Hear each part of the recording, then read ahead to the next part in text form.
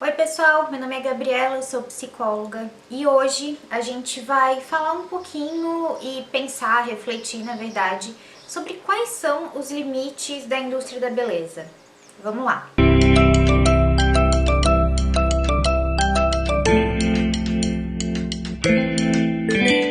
Desde a morte recente de uma cantora brasileira chamada Marília Mendonça, onde o seu emagrecimento foi mais enaltecido e lamentado, lamentando a sua perda porque ela havia emagrecido como se isso fosse um grande troféu, por vários jornalistas e em vários tipos de mídia, desde a sua última postagem onde a expectativa era ir e curtir a vida e comer e beber coisas que ela gostava e a realidade era a indústria da dieta, até um concurso de Miss Sobrevivente do Holocausto. Gente, quais são os limites da indústria da beleza? Eu fiquei pensando muito sobre isso. Demorei um tempo para digerir e eu acredito que eu não tenha digerido totalmente a morte da cantora, da Marília Mendonça. Eu não era fã, mas tudo que veio a acontecer diante da morte dela me chocou muito.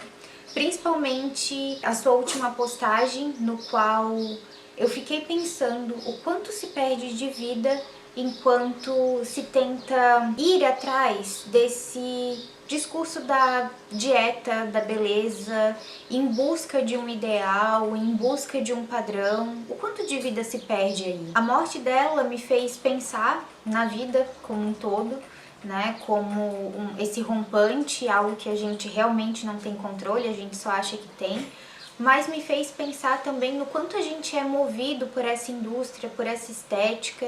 Eu decidi fazer esse vídeo pensando um pouquinho sobre essas questões. Para trazer reflexões, eu trouxe hoje o livro chamado Corpos de Passagem, que é um livro muito interessante. Ele foi escrito há 20 anos atrás, mas parece tão recente que poderia ter sido escrito ontem. Esse livro fala sobre a passagem dos corpos, do tempo, desde a nossa rapidez em processar as coisas, que é o que eu venho observando também nas redes sociais, Aconteceu uma coisa como a morte da Marília Mendonça, várias pessoas quiseram fazer posts, vídeos e mil coisas, e eu entendo que também pode ser uma forma de processar esse luto, mas eu vi muitas pessoas querendo ganhar com a dor e o sofrimento da família, ou com essa exposição. Então, se esse é o tema, eu vou surfar nessa onda. E eu tenho ficado extremamente enojada com tudo isso. Demorei um tempo, dei uma parada também nos posts nas redes sociais, tenho repensado muita coisa, não só por conta da morte dela, mas por uma série de coisas que vem acontecendo na minha vida. E hoje eu quis falar um pouquinho sobre esse imediatismo e sobre esse olhar de valorização para a beleza que acaba tendo muita evidência nesses tempos de mídias sociais. Interessante que eu tô usando uma mídia social para falar sobre isso. Mas tudo bem, espero que a gente consiga conversar sobre isso de alguma forma. Então, nesse livro, Nos Corpos de Passagem, ela vai falar sobre a relação com o corpo e vai dizer que a gente, ao invés de refletir sobre as experiências, a gente acaba respondendo de uma forma quase que imediata. Então que não há um tempo de reflexão, somente um tempo de repetição. A primeira impressão é que nas grandes cidades há nomadismos por toda parte. Tudo circula. Músicas, chips, pessoas, automóveis, pois milhares de corpos estão sempre de passagem. E no entanto, tudo também parece estar fixo, imóvel, imutável, pois há sempre mais agitação que o nomadismo. Em meio a essa agitação, falta espaço para criar, pensar e brincar. Há momentos em que os pedestres, coagidos a submeterem totalmente às necessidades dos automóveis, assemelham-se a amebas. Estes organismos são considerados os mais simples do reino animal. Todo estímulo exterior atinge, quase ao mesmo tempo, a superfície e a profundidade de um minúsculo corpo. Comparado com outros organismos, o da ameba parece possuir pouco tempo para responder aos estímulos externos. Sua resposta ao exterior deve ocorrer quase no mesmo instante que o estímulo é recebido. Como se agisse sempre por reflexo e jamais por reflexão. Por vezes, os pedestres são coagidos a reduzir de tal modo o tempo de elaboração de suas respostas que não são decodificados, não se tornam informação, tem-se unicamente barulho. Ou então, como lembra Guilherme, a acumulação sem assimilação produz apenas quase saberes estreitamente especializados, desprovidos de questionamento criativo. O que vocês acham disso? Comentem aqui embaixo. Acho que a gente acaba caminhando para isso, num sentido que há uma resposta imediata, sem um tempo de reflexão, sem entender o que aquilo realmente impacta na nossa vida. Quando eu vi isso sobre a Miss Sobrevivente do Holocausto, eu entrei em choque, assim. E aí, lendo a matéria, eu percebi que isso é uma coisa que acaba sendo comum e que acontece em todos os anos, só não aconteceu nos tempos da pandemia, e são usadas para celebrar essas mulheres que passaram pelos horrores causados pelos nazistas, né? Mas eu fico pensando, será que essa é a única forma de celebrar, de colocar em destaque um corpo em sofrimento? Será que essa é a única forma de resgatar a memória ou de entregar algum prestígio, principalmente olhando para a mulher? Porque são as sobreviventes do Holocausto, são mulheres. E por que o destaque em relação ao feminino está sempre ligado ao corpo e à exibição de alguma forma? Com a Marília Mendonça não foi diferente. Uma mulher que revolucionou o mundo sertanejo, do qual eu não tenho grande afinidade ou que eu não escuto, né, amplamente, mas eu sei que as letras delas eram muito importantes, né? Ela foi uma mulher que trouxe o feminismo aí pro sertanejo. E, bom, a primeira coisa ou a coisa seguinte que se faz ao lamentar a morte dessa mulher é dizer que pena que ela morreu justo agora que ela tava magra. O que é isso?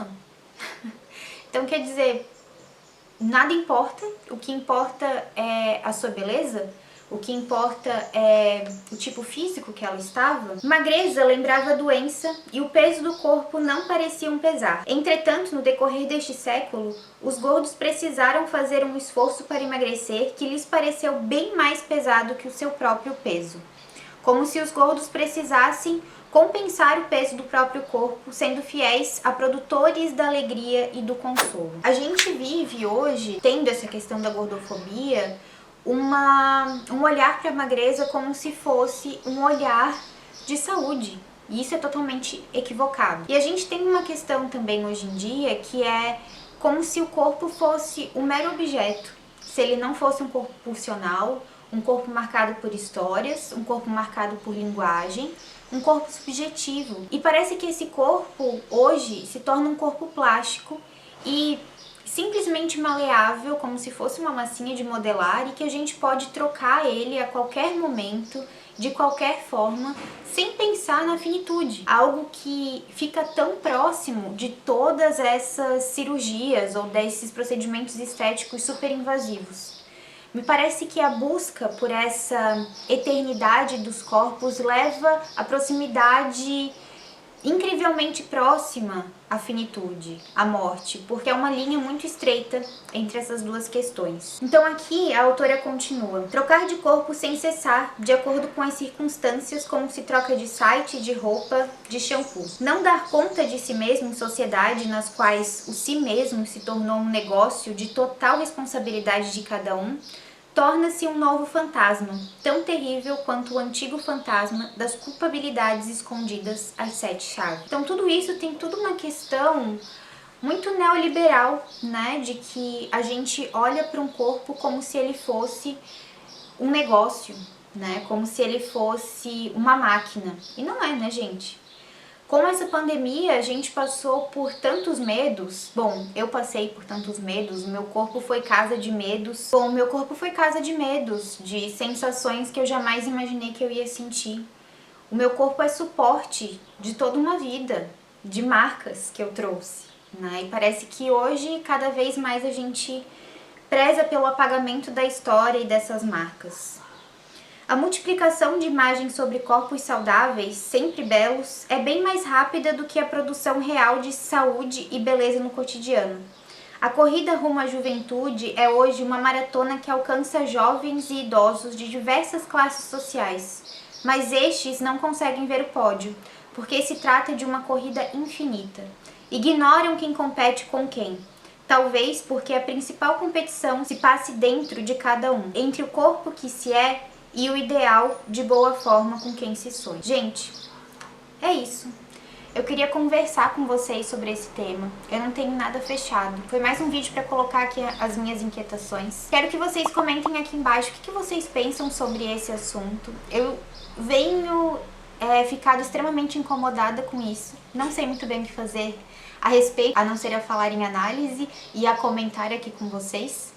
Mas é isso. Se vocês gostaram desse vídeo, deixe um like, se inscreve no canal e comenta aqui embaixo o que vocês acharam. Um beijo e até mais.